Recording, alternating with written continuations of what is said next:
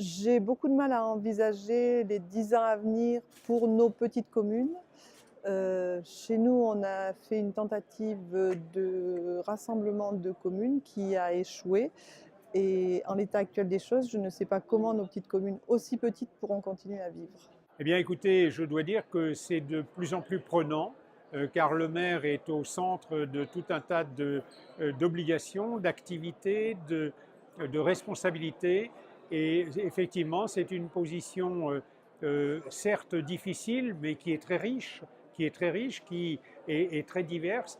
Mais le problème, c'est que je crains que dans les années futures, nous aurons une pénurie de candidats, car c'est vraiment quelque chose de très, très prenant. Et ce qui est dommage aussi, c'est que ce ne sera pas le reflet de la population, car de plus en plus, on y verra comme moi des têtes blanches, et alors qu'il devrait y avoir toutes les couches de la population dans les maires d'un territoire. Ma fonction de maire, je l'envisage dans les années qui viennent comme pouvant apporter un véritable développement économique à ma commune, tout en protégeant également celles et ceux qui sont déjà en retraite et qui ont envie de vivre dans un contexte calme. Je pense que le rôle d'un élu à horizon 10 ans, c'est de se projeter dans l'avenir et de pouvoir anticiper sur les aménagements dont la ville a besoin, d'où la nécessité d'avoir un travail de proximité aussi avec nos concitoyens, parce que c'est de cette proximité dont ressort au fond les véritables attentes et interrogations de nos concitoyens. Donc pour pouvoir se projeter, il faut écouter, il faut avoir une véritable stratégie, bâtir, construire l'avenir pour toutes les générations.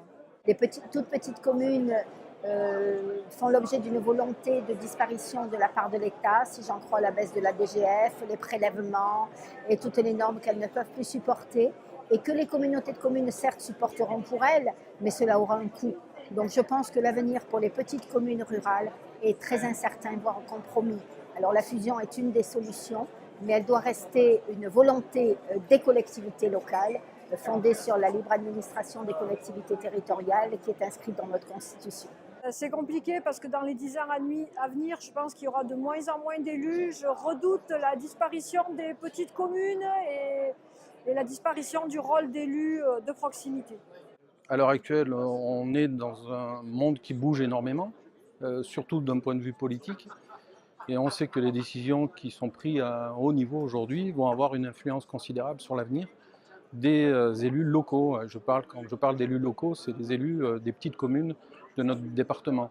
Les choses vont très vite et c'est vrai qu'on a du mal aujourd'hui à se projeter au niveau des dimensions géographiques et politiques des communes.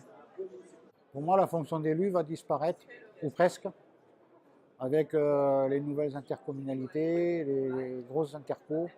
Pour moi, la fonction d'élu est appelée à disparaître. Je pense que la mairie n'aura plus qu'un rôle d'état civil. Très peu, puisqu'on va nous enlever toutes les compétences ou presque.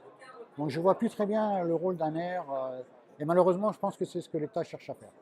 C'est supprimer les maires pour donner le pouvoir à des plus grosses communautés, des plus grosses communautés de communes. Et donc, pour moi, c'est négatif. Le maire est le pilier d'une commune, mais surtout dans les communes rurales. C'est un pilier essentiel qui va au-devant de ses élus, qui va au-devant de ses électeurs, qui va au-devant et qui est à même de gérer tous les problèmes sur place et en temps réel. Déjà, maire d'une toute petite commune, ça va être de plus en plus dur, compte tenu de la baisse des dotations, compte tenu de la baisse des revenus et des recettes.